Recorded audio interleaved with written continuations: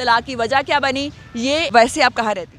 चीचावतनी से। अस्सलाम वालेकुम नाज़रीन, मैं हूँ हिना महमूद पाकिस्तान एक्सक्लूसिव के साथ। तारिक टैडी साहब का अहलिया और उनकी 2 बच्चियाँ हमारे साथ इस वक्त मौजूद है। बहुत ही मुश्किल हालात हैं उनके लिए आजकल, और आपको यूट्यूब पे और टीवी चैनल्स पे नज़र आ रही होंगी किस मजबूरी के तहत वो टीवी चैनल्स का उन्होंने रुख किया। अपना हक हासिल करने के लिए पाकिस्तान में पहले पुलिस की जानिब देखा जाता था, लेकिन पुलिस ने कोई कारकर्दगी नहीं दिखाई, अदालतों में भी चीज़ें डिले होती गई। तो अब जो है मीडिया का सहारा लिया जाता है कि मीडिया पे शायद अगर हम आवाज़ उठाएंगे तो हकदार को उसका हक मिल जाएगा।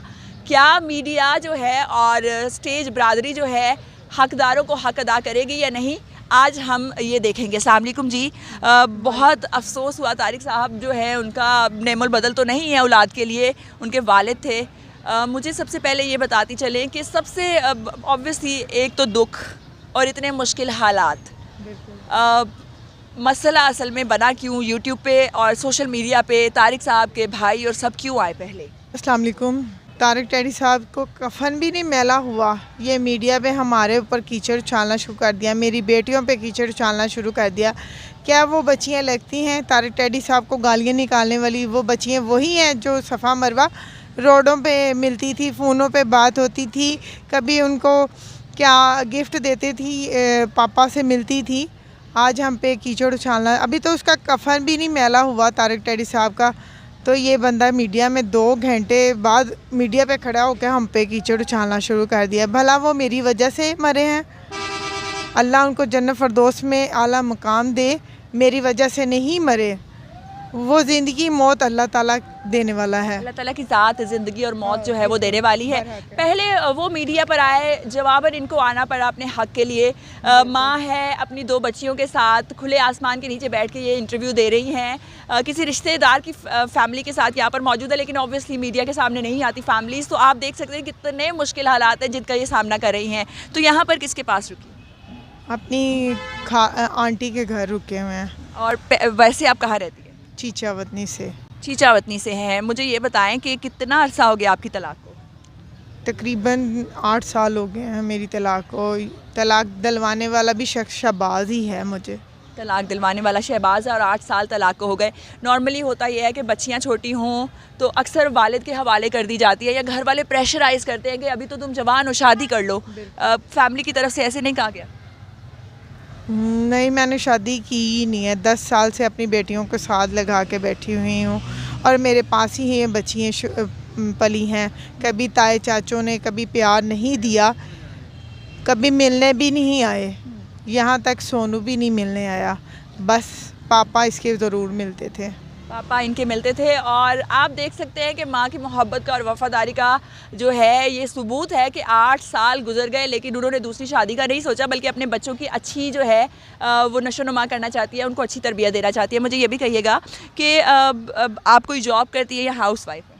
हाउस वाइफ हूँ, जॉब नहीं करती। अब शायद मजबूरन खड़े होना पड़ेगा क्योंकि बच्चियों का मुस्तकबिल के लिए मेरे पास कुछ नहीं है, पर करना नहीं चाहती। हर बाहर निकलने वाली औरत फिर गंदी नज़र रखी जाती है, गंदी नज़र रखी जाती है, जैसा हमारा मुआशरा है हम सब जानते हैं।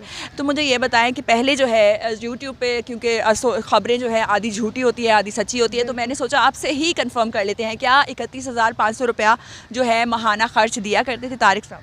नहीं, वो सिर्फ 21,500 देते थे। 21,500 हम अदालत से लेते थे और 10% बढ़ता था हर साल। तो अब बढ़ गया था खर्चा, तब से हमने 3-4 माह से खर्चा नहीं लिया जो बड़ा हुआ था। बड़ा हुआ खर्चा नहीं लिया, तो अब आप बच्चों की कफ़ालत कैसे करेंगे?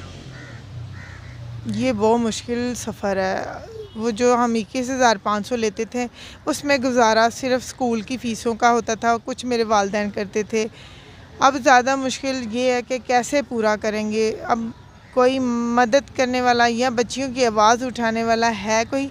हुकूमत से अपील ज़रूर करेंगे कि इन बच्चियों का हक़ और इनका ख़र्चा वगैरह महाना दिया जाए। बच्चियाँ नाबालिग हैं, उनका ख़र्च जो है बहाना देना चाहिए, कोई ज़रिए आमदन नहीं है।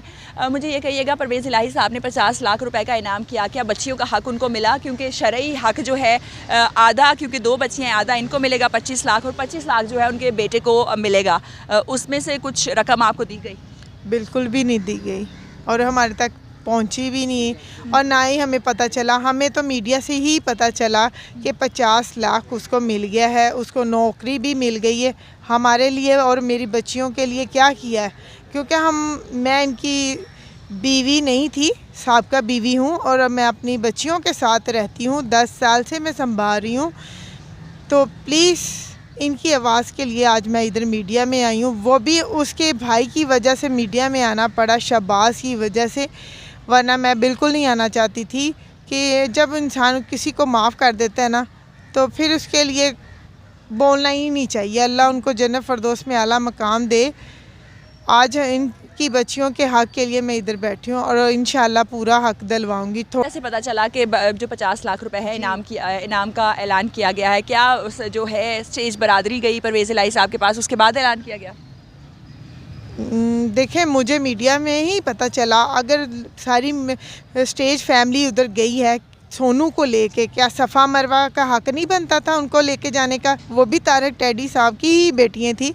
ये इस बात पे ज़रूर मेरी बहनें हमें दें कि हमारा हक़ बनता है कि इन बच्चियों का भी पूरा हक़ दिलवाना चाहिए। मैं भी अगर खड़ी हूँ ना मीडिया में, इन बच्चियों के लिए हक़ के लिए खड़ी हूँ, क्योंकि ये भी उनकी बच्चियाँ हैं तारक टैडी साहब की। इनका भी उधर जाना बराबर हक था सोनू के साथ, पर कोई भी नहीं लेके गया, हमें कोई लेकर नहीं गया। और ऑब्वियसली इनका भी हक है, बच्चियों का ज़्यादा हक है, क्योंकि हमारा मुआशरा जो है उसमें बच्चियों की परवरिश ज़्यादा मुश्किल हो जाती है। और होना तो ये भी चाहिए कि सोनू साहब जो है उनको जॉब दी गई, जो कि बहुत ही अच्छा अमल है परवेज़ इलाही साहब का, पंजाब हुकूमत का। तो क्योंकि इन्होंने बच्चियों की कफ़ालत करनी है और अब शायद इनको जो है जॉब करनी पड़े, तो इनके लिए भी जॉब का इंतज़ाम किया जाना चाहिए ताकि वो अपनी बच्चियों की जो है सही से कफ़ालत कर सके। मुझे ये कहिएगा कि आपको किससे उम्मीद है, क्योंकि आप तो चीचावती चली जाएंगी, तो पीछे जो बरादरी है, स्टेज एक्टर्स हैं, कौन आपका मुकदमा परवेज़ इलाही साहब तक पहुंचाए? इफ्तिखार ठाकर साहब मेरी बच्चियों का हक दिलवाएंगे, क्योंकि वो अल्लाह के घर से होकर आए हैं।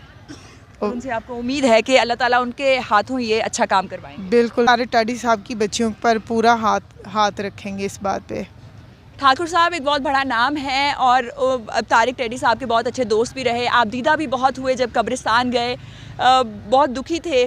तारिक साहब की जो साहबजादियाँ हैं उनको हक़ दिलाना ठाकुर साहब, उनकी वालिदा के हवाले से आपका जो है फ़र्ज़ है, आपने तारिक टैडी साहब की औलाद को जो है उनका हक़ जायज़ शरई कानूनी ज़रूर दिलाना है। तो नाज़रीन, ये तमाम तर सूरत हाल है, बेटियों का हक़ है और बेटियों तक ज़रूर पहुंचना चाहिए। और ये कीचड़ उछालने का जो सिलसिला शुरू हो चुका है, हक़ हासिल करने की बात है, लेकिन जो थंबनेल्स हैं वो लगाए जा रहे हैं बहुत ही अजीब किस्म के, तो इसे भी रोकना चाहिए, क्योंकि बच्चियों के लिए ये बहुत ही नेगेटिव इम्पैक्ट डाल रहा है।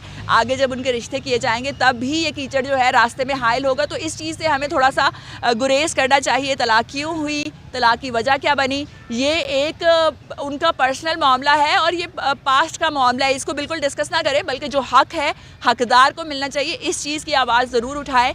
अपना बहुत ख्याल रखें, अपनी आरा से हमें ज़रूर आगाह करें। अल्लाह हाफ़िज़।